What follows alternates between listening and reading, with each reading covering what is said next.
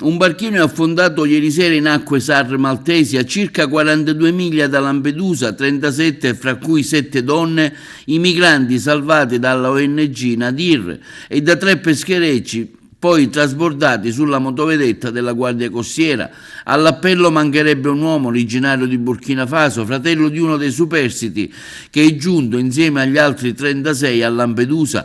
L'uomo è ritenuto disperso, probabilmente sarà annegato dopo che la carretta si è ribaltata. La tragedia si è verificata intorno alle 19. Verso le 21:50 i 37 sono stati trasportati sull'unità della Guardia Costiera e sono giunti a Luna a Molo Favarolo.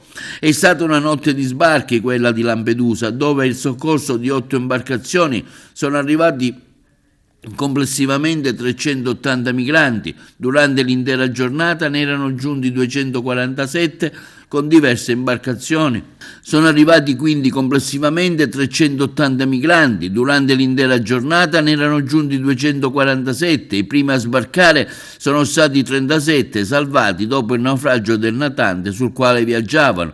A ruota sono giunti altri 35 soccorsi dalla GO 79 Barletta della Guardia di Finanza e 99, fra cui 3 donne, agganciati alla V1102, sempre della Guardia di Finanza. Questi ultimi sedicenti bengalesi, ivoriani, eritrei, etiopi, marocchini, egiziani e ghanesi erano su una lancia libica di 12 metri, salpata a loro dire da Zuwara in Libia, stesso porto di partenza ma su un barchino di 7 metri, dei 35 originari del Pakistan, della Siria e dell'Egitto.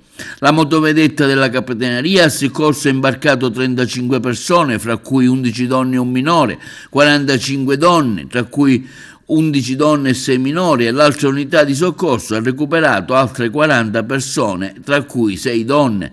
Tutti questi migranti originari di Burkina Faso, Camerun, Costa d'Avorio e Guinea hanno dichiarato di essere partiti da Sfax in Tunisia dopo aver pagato circa 2000 dinari tunisini a testa.